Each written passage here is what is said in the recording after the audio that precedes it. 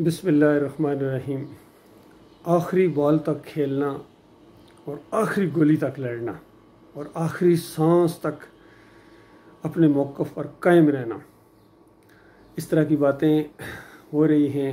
और ख़ासकर जो सियासी माहौल बना हुआ है पाकिस्तान के अंदर, और इमरान खान साहब की गवर्नमेंट जिस तरह गिराई गई और नई गवर्नमेंट लाई गई जिसको इम्पोर्टेड गवर्नमेंट कहा जा रहा है, तो इस तरह के हालात के ऊपर कुछ अर्ज़ करना चाहूँगा। देखिए, जिस तरह ये क्रिकेट के अंदर आखिरी बॉल की बड़ी अहमियत होती है, तो आम तौर पर यही समझा जा रहा था कि इमरान खान चूँकि फास्ट बॉलर हैं, इस वजह से आखिरी बॉल तक लड़ेंगे और आखिरी बॉल में भी किसी न किसी को आउट कर सकते हैं। लेकिन मामला ज़रा उल्ट हो गया, क्योंकि आखिरी बॉल जो थी ना, वो बॉलिंग किसी और की थी, इनकी थी बैटिंग, और इनको आखिरी बॉल के ऊपर छक्का लगाना चाहिए था। जिस तरह वो शारजा वाला छक्का बड़ा मशहूर हुआ है, क्योंकि छक्के के अंदर 6 रन होते हैं और चाहिए अगर आपको 3-4 रन चाहिए तो आप बगैर छक्के के चारा नहीं है, वरना आप मैच हार जाएंगे। तो वो लोग एक्सपेक्ट कर रहे थे और ख़ुद इमरान खान साहब यही एक्सपेक्ट कर रहे थे कि चूँकि मैं बॉलर हूँ तो आखिरी बॉल तक मैं हिम्मत नहीं हारूंगा। लेकिन लगता ऐसे है कि वो बैट्समैन थे और फिर भी इनके पास मौका था आखिरी बॉल को छक्का लगाने का। वो छक्का असल में इन्होंने नहीं लगाया है, और आखिरी जो बड़ा इंटरेस्टिंग मैच बन गया था, ये जो रात के 12 बजे अदालत लगी और बताया जा रहा है कि 17 मिनट रह गए थे असद कैसर के पास, जो स्पीकर हैं उनके, और बिल्कुल जब उनके ऊपर आन पड़ी, उनका अपना कैरियर सामने आ गया। धमकी ये दी गई थी कि अगर तुमने 17 मिनट के अंदर अंदर, यानी 12 बजने से 1 मिनट भी अगर ऊपर जाके आपने इलेक्शन ना कराए तो उसके बाद आप आइन को तोड़ने वाले होंगे और आप नाअहल करार दिए जाएंगे, और इस तरह की बड़ी एक आपका कैरियर तबाह हो जाएगा। तो जब उनके ऊपर आन पड़ी तो ये फिर उन्होंने हिम्मत हार दी। ज़ाहिर बात है, जिस तरह आपने अपनी टीम तैयार की हुई है उसी तरह उसकी कारकर्दगी होगी। और फिर दूसरे जो डिप्टी स्पीकर थे उनके बारे में भी इसी तरीके से आप कह रहे हैं ये मेरा हीरो है, तो वो भी नहीं लड़ सके हैं, आप खुद नहीं लड़ सके हैं। आखिरी बॉल से पहले आप आउट हो गए, क्लीन बोल्ड हो गए। वहाँ आपको स्टैंड करना चाहिए था, वो बड़ा मौका था स्टैंड करने का, और बिल्कुल कार्रवाई अपनी उसके मुताबिक जारी रखते। कुछ भी नहीं होना था, यकीन कीजिए, कुछ भी नहीं होना था। अदालत असम्बली के अंदर आके अपना यानी कारकर्दगी करने या अपना वो चलाने की मिजाज नहीं रखती है। फिर असम्बली किस चीज़ की आप लोगों की? ये सारी चीज़ें जो हैं ये बता रही हैं कि आपने कमज़ोरी दिखाई है। और अब आप तकारीर में कहते हैं, जलसे में कहते हैं कि वो रात को अदालत क्यों लगाई गई, और दूसरे लोग भी कहते हैं रात को अदालत क्यों लगाई गई। ये क्यों के अंदर भी ये है कि आपकी आजमाइश हुई है, क्योंकि आपके दावे बहुत बड़े थे, बहुत बड़े दावे थे कि मैं आखिरी गेंद तक लड़ूंगा। तो वो आपको तो जाहिर बात है आपको आजमाया जाना था, टेस्ट हुआ आपका, और उसमें आप कमज़ोर साबित हुए हैं। इससे पहले भी इसी तरह की कमज़ोरी आपकी आई थी, वो उसकी मैंने निशानदेही की थी। मैंने एक किताब लिखी थी इसके ऊपर, और पूरा चैप्टर था आपके लिए, और 1915 में लिखी थी। और उसके अंदर मैंने ये साबित किया था कि देखिए, आपने ये जो धरना उठाया है ये गलत किया था। यानी आपको मजबूती दिखानी चाहिए थी, एक मकसद के लिए आप वहाँ बैठे थे। अगर उसमें आप वाकई ही सच्चे थे तो बाद में कहा गया नहीं जी वो पाकिस्तान की सलामती के लिए ये उठा दिया गया। तो बैठे किस लिए थे? बैठे भी तो पाकिस्तान की सलामती के लिए था, और वो मौका था वहाँ मज़ीद अपनी इस्तकामत दिखाने का कि कुछ हो जाए। और ये कहना कि मैं अकेला भी रह जाऊँ तो नहीं उठूँगा, फिर आप उठ गए, अकेले रह जाते।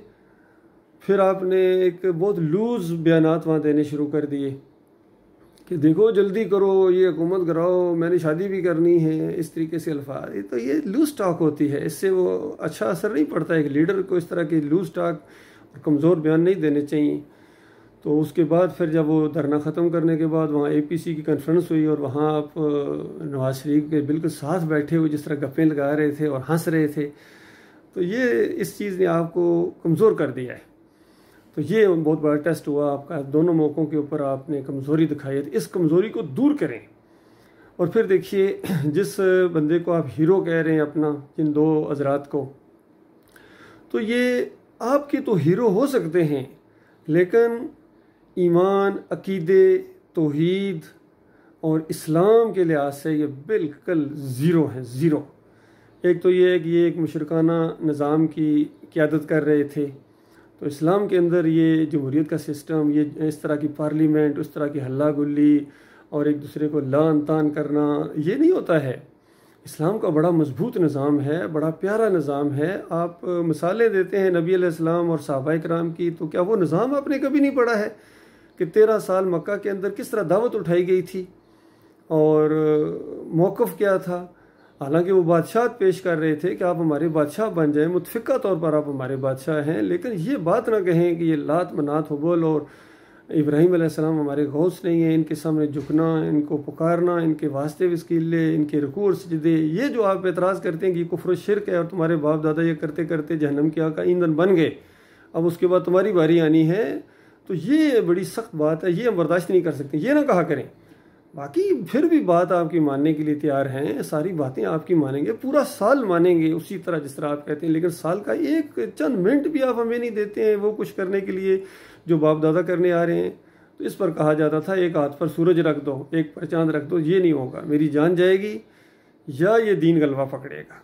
तो ये बड़ा मौक़िफ़ होता है, मजबूत मौक़िफ़ होता है, इस पर जान वाक़ई ही जाती है। ये सिर्फ अल्फाज के हद तक नहीं मामला होना चाहिए। जब ऐसे मौके के ऊपर जान जाने का वक्त आ जाए तो फिर वो तो खुशकिस्मती समझनी चाहिए।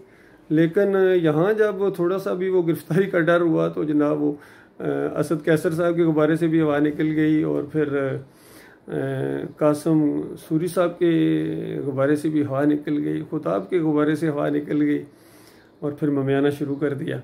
और फिर अब दोबारा आप आए हैं पब्लिक के अंदर और कहते हैं मैं फिर वो नया, फिर वो नया, फिर वही जाल है, फिर वही जाल है, फिर उसी के अंदर ये इंसानियत फंसेगी, फिर कर्राएगी और फिर 5-6 साल बाद फिर इसी तरह के मंजर देखेंगे और फिर आपको मेरा ये वीडियो याद आएगा, फिर मैं आपको याद दिलाऊंगा अगर ज़िंदगी ने वफा की। तो देखो मैंने आपको बताया था 2022 में आपको बताया था, अब देखो कितना अरसा गुजर गया। अगर आप एक सीधी राह इख्तियार कर ले होते, पूरी तरह अपने आप को सीधा कर लिया होता और उस अंदाज से ईमान अकीदे के हवाले से आपने दुरुस्तगी होती आपके अंदर, तो आए हालात बिल्कुल तब्दील होते। अब देखिए कितना बड़ा जलसा अभी आपका, उसमें आप बैठे हुए थे और सारी लीडरशिप बैठी हुई थी और आपके कासम कसूरी ने अपने 2 मिनट के बयान के आखिर में जहाँ नारा तकबीर लगाया, अल्लाह के अल्लाह अकबर का लगवाया नारा और साथ ही नारा हैदरी या अली मदद।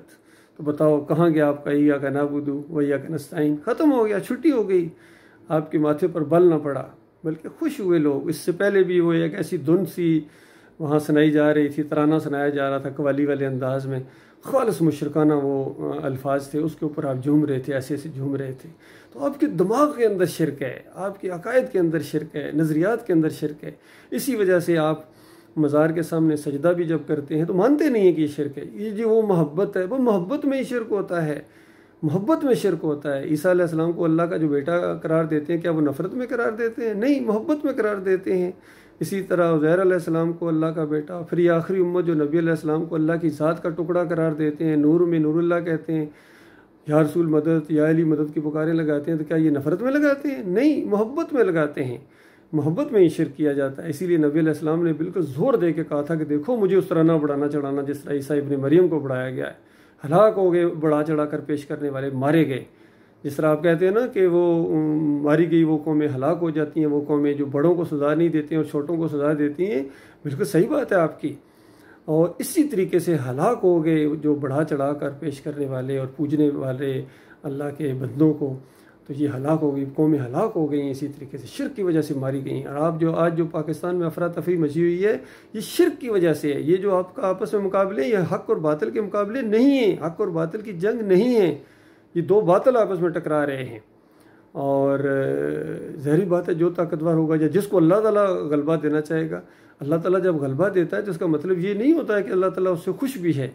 अल्लाह ताला कई दफ़ा गलबा देता है दूसरों को पिटाने के लिए, जिस तरह फ़िरौन को गलबा दिया था बनी इसराइल की पिटाई के लिए, क्योंकि बनी इसराइल के अंदर शिरक आया था फिर जब बनी इसराइल तौहीद की तरफ आए, ईमान की तरफ आए, तो फिर फ़िरौन को अल्लाह ने पकड़ लिया। इसी तरह नमरूद को भी अल्लाह ने ताकत दी है। आज पूरी दुनिया में जितने ये बादशाह हैं, मोदी है और वो दूसरे ओबामा और ये जो बाइडन और फिर चाइना का और फिर प्यूटन, ये सारे क्या अल्लाह इनको बुलाइयाँ देने में मसरूफ़ है या अल्लाह खुश है इनसे? हरगिज़ नहीं। ये तो एक निज़ाम है दुनिया का। खुश है अल्लाह ताला ईमान और अकीदे की वजह से, तौहीद की वजह से। मैं आपका भाई हूँ और आपकी तवज्जो इस बात की तरफ दिलाना चाह रहा हूँ। मैं फौजी अफसर हूँ और कोई मौलवी और पीर नहीं हूँ। मैं जानता हूँ मेरा किसी फ़िरके से कोई ताल्लुक़ नहीं है, देवबंदी, बरेलवी, अहले हदीस या किसी सियासी पार्टी से मेरा कोई ताल्लुक़ नहीं है। मैं पाकिस्तान के साथ एक खैर ख्वाही की वजह से, अपने मुल्क की खैर ख्वाही, अपने भाइयों की खैर ख्वाही की वजह से ये बात आप तक पहुँचा रहा हूँ कि यानी ईमान अकीदे को असल है। ये पाकिस्तान का मतलब क्या? ला इलाहा इल्लल्लाह।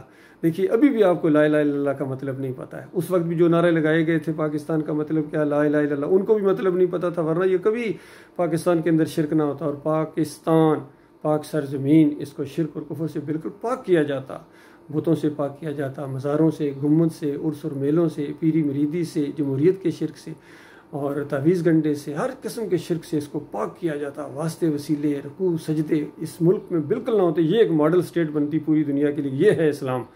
और फिर हम मिसालें देते नबी अलैहिस्सलाम की, मदीना की रियासत की, तो बात समझ में आती।